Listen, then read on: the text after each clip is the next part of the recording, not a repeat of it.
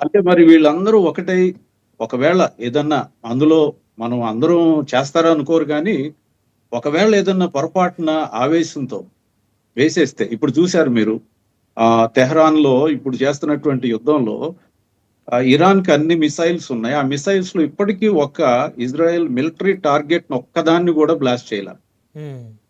ఒక్క military target ని blast చేయలేకపోయారు.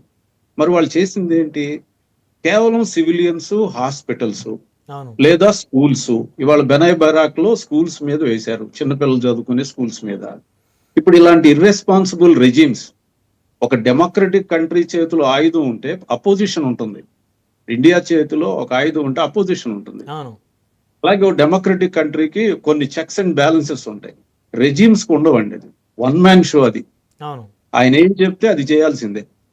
సో ఇప్పుడు ఇలాంటి కండిషన్ లో ఛాన్సెస్ తీసుకోవడానికి లేదు. పైగా రోజు థ్రెటనింగ్, మిమ్మల్ని ప్రపంచ పటం నుంచి తుడిచేస్తాం,